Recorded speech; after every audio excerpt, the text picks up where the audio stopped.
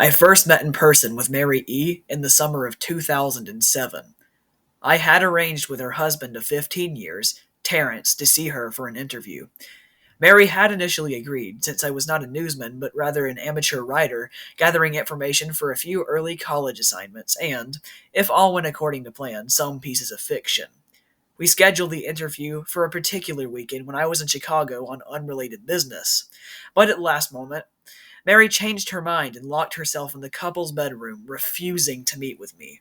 For half an hour, I sat with Terrence as we camped outside the bedroom door. I was listening and taking notes while he attempted fruitlessly to calm his wife. The things Mary said made little sense, but fit the pattern I was expecting. Though I could not see her, I could tell from her voice that she was crying, and more often than not, her objections to speaking with me centered around an incoherent diatribe on her dreams, her nightmares. Terrence apologized profusely when we ceased the exercise, and I did my best to take it in stride. Recall that I wasn't a reporter in search of a story, but merely a curious young man in search of information. Besides, I thought at the time, I could perhaps find another similar case if I put my mind and resources to it. Mary E. was the size up for a small Chicago-based bulletin board system in 1992 when she first encountered Smile.JPG, and her life changed forever. She and Terrence had been married for only 5 months. Mary was one of an estimated 400 people who saw the image when it was posted as a hyperlink on the BBS, though she is the only one who has spoken openly about the experience. The rest have remained anonymous, or are, perhaps, dead.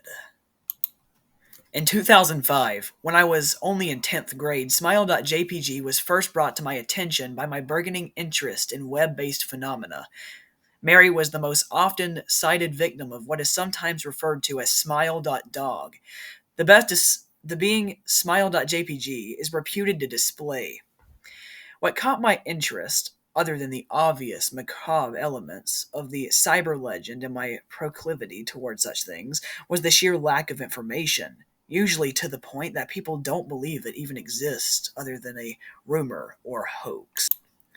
It is unique because, though the entire phenomenon centers on a picture file, that file is nowhere to be found on the internet. Certainly many photo-manipulated simulacra litter the web, showing up with the most frequency on such sites as the image board 4chan, particularly the slash x slash dash focused paranormal subboard.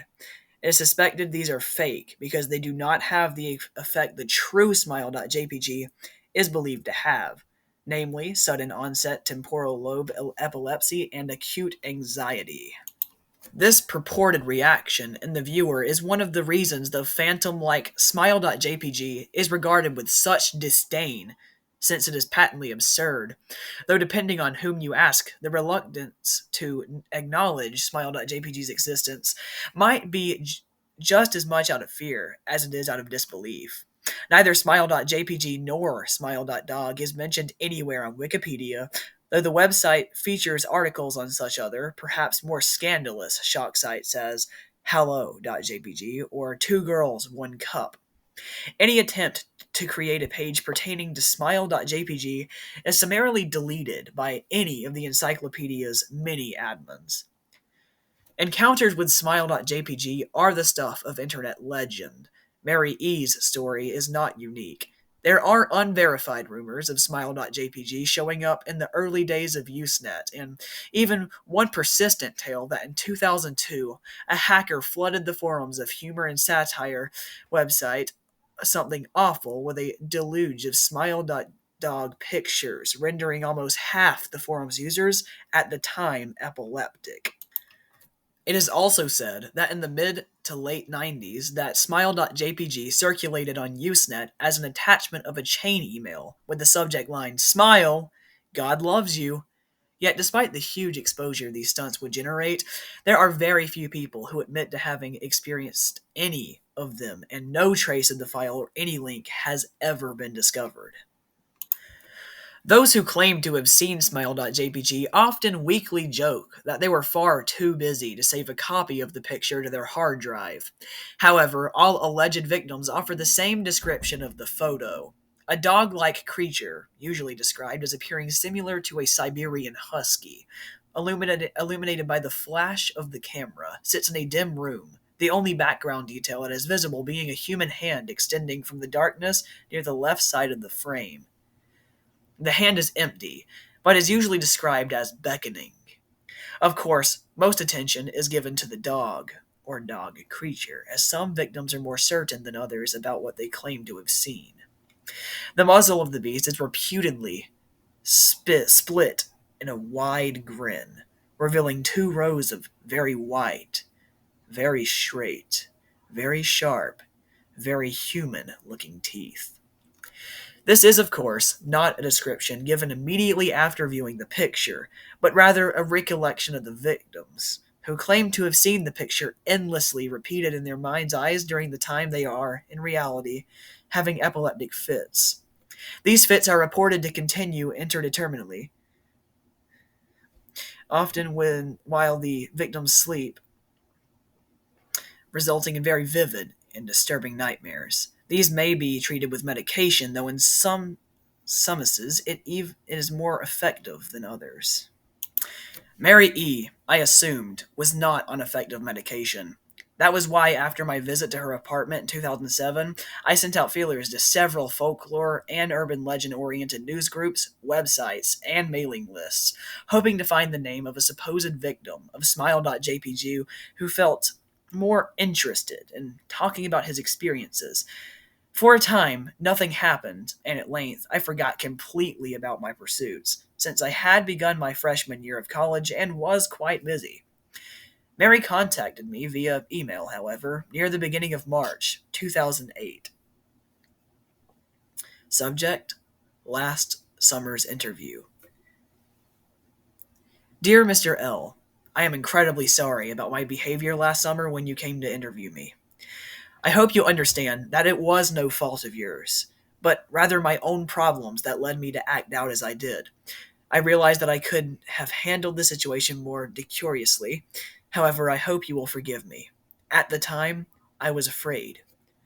You see, for 15 years, I have been haunted by the Smile.JPG.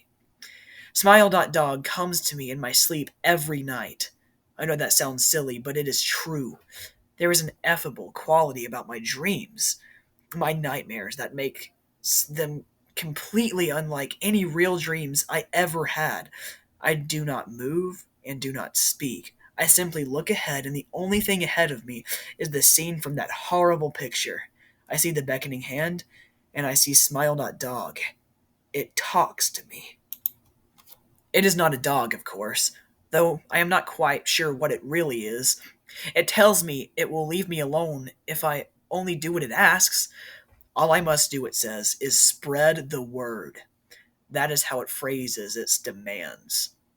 And I know exactly what it means. It wants me to show it to someone else. And I could. The week after my incident, I received in the mail a manila envelope with no return address. Inside was only a 3.5-inch floppy diskette.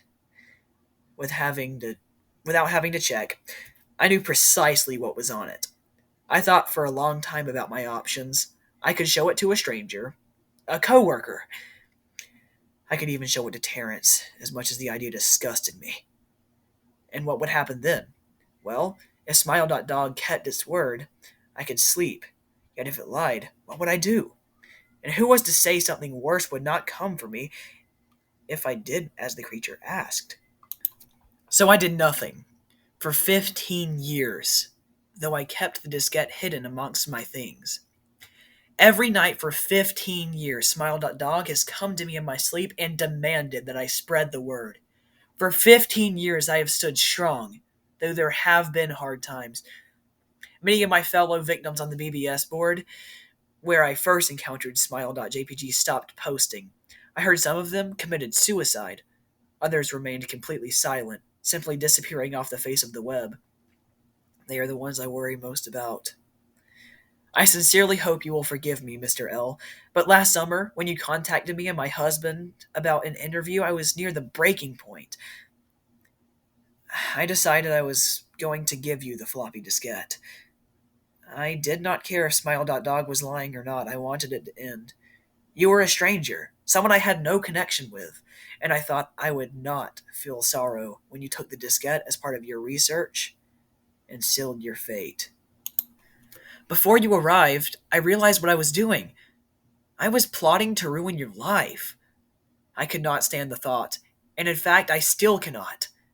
I am ashamed, Mr. L, and I hope that this warning will dissuade you from further investigation of Smile.JPG. You may in time encounter someone who is, if not weaker than I, then wholly more depraved. Someone who will not hesitate to follow Smile.Dog's orders. Stop while you are still whole. Sincerely, Mary E. Terrence contacted me later that month with the news that his wife had killed herself. While cleaning up the various things she'd left behind, closing email accounts and the like, he happened upon the above message. He was a man in shambles. He wept as he told me to listen to his wife's advice. He'd found the diskette, he revealed, and burned it until it was nothing but a stinking pile of blackened plastic. The part that most disturbed him, however, was how the diskette had hissed as it melted, like some sort of animal, he said. I will admit that I was a little uncertain about how to respond to this. At first, I thought perhaps it was a joke, with the couple belatedly playing with the situation in order to get a rise out of me. A quick check of several Chicago newspapers' online obituaries, however, proved that Mary E. was indeed dead. There was, of course, no mention of suicide in the article. I decided that, for a time at least, I would not further pursue the subject of Smile.JPG, especially since I had finals coming up at the end of May. But the world has odd ways of testing us. Almost a full year after I'd returned from my disastrous interview with Mary E., I received another email. To JML from Eliza Her 82.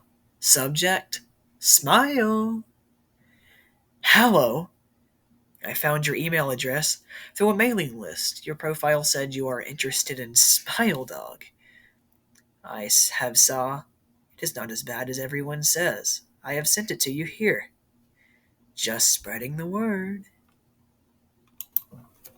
The final line chilled me to the bone. According to my email client, there was one file attachment called, naturally, Smile.jpg. I considered downloading it for some time. It was most likely a fake, I imagined, and even if it weren't, I was never wholly convinced of Smile.jpg's peculiar powers.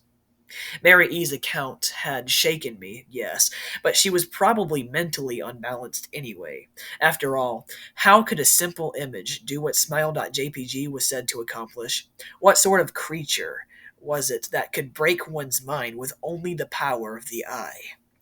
And if such things were patently absurd, then why did the legend exist at all?